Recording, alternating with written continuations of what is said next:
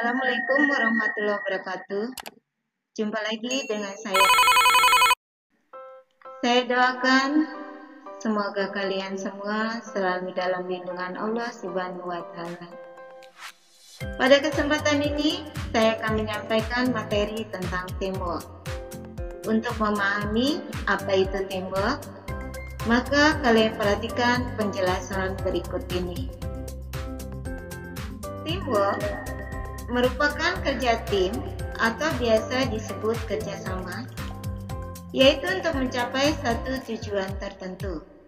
Untuk memahami teamwork, perhatikan contoh berikut ini. Pada bidang olahraga, contohnya adalah voli, futsal, sepak bola, dan lain-lain. Masih banyak lagi contoh-contoh dari teamwork.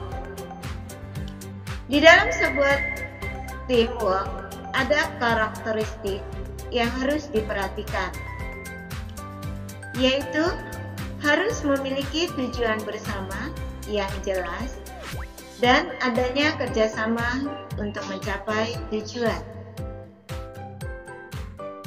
Untuk mencapai tim yang hebat, itu ada beberapa ciri-cirinya, antara lain adalah menciptakan hasil dengan cepat.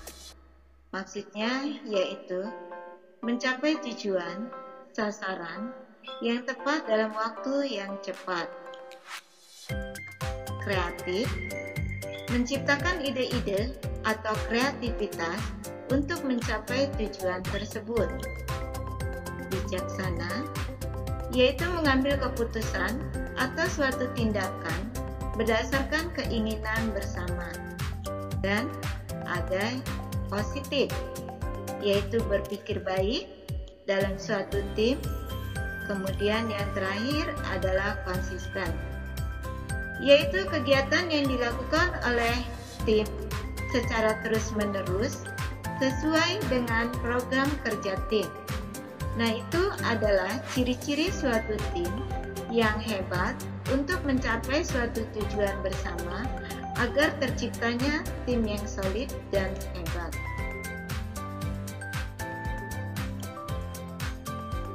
Untuk membangun sebuah tim, maka diperlukan beberapa hal, antara lain bergerak ke arah yang sama secara bersama-sama, kemudian perjelas keahlian dan tanggung jawab anggota tim,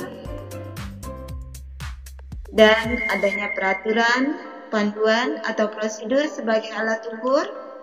Kemudian ambillah suatu keputusan secara solid dan bersama, selalu bekerja sama dan saling percaya. Wujudkan gagasan atau ide menjadi kenyataan. Kemudian munculkan kreativitas, dan yang terakhir adalah cari kesamaan pandangan dengan mengambil keputusan secara diskusi. Maka hal tersebut akan membangun sebuah tim yang menjadi sebuah tim yang solid. Di dalam sebuah tim ada unsur-unsur yang harus diperhatikan, antara lain yaitu kegiatan. Kegiatan ini meliputi tindakan verbal maupun non-verbal yang dilakukan oleh anggota kelompok. Tindakan verbal yaitu meliputi tindakan melalui wawancara, interview, atau tatap muka. Sedangkan tindakan non-verbal adalah sebaliknya, biasanya berupa surat menyurat. Unsur berikutnya adalah interaksi, yaitu komunikasi dan kontak-kontak pribadi yang terjadi di antara anggota kelompok. Kemudian ada unsur sentimen, yaitu merupakan perasaan, sikap, keyakinan, atau nilai-nilai yang dianut oleh anggota kelompok. Nah, ketiga unsur ini yang harus diperhatikan dalam teamwork untuk mencapai suatu tim yang solid dan baik. Kemudian, di dalam teamwork, dalam pengambilan keputusan, ada keuntungannya.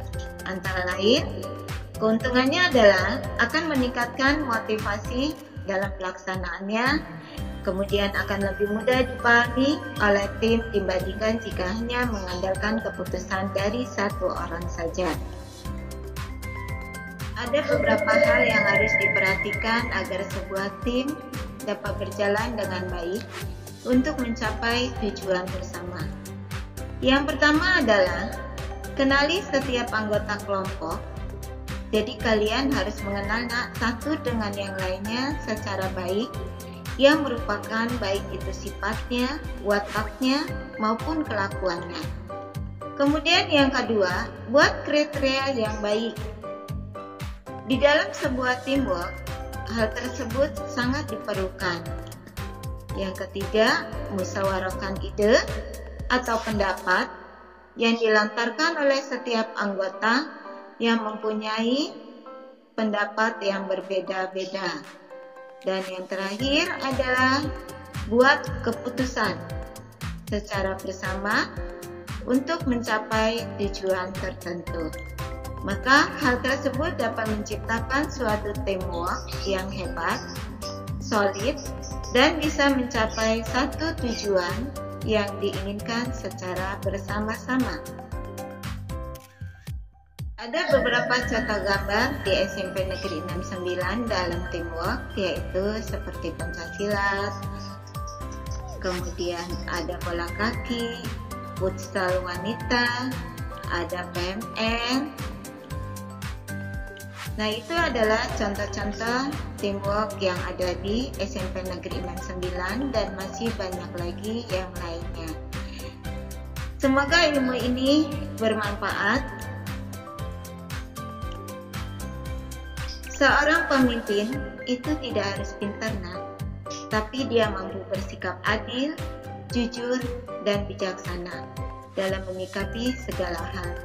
Pesan Ibu, siapapun yang terpilih menjadi ketua OSIS, maka kalian harus bersikap adil, jujur, dan bijaksana dalam menyikapi segala sesuatunya dan mengambil keputusan secara bersama agar bisa mencapai satu tujuan apa yang menjadi keinginan OSIS SMP Negeri 69.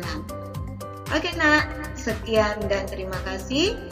Jangan lupa like, share, komen, dan subscribe ya. Wassalamualaikum warahmatullahi wabarakatuh.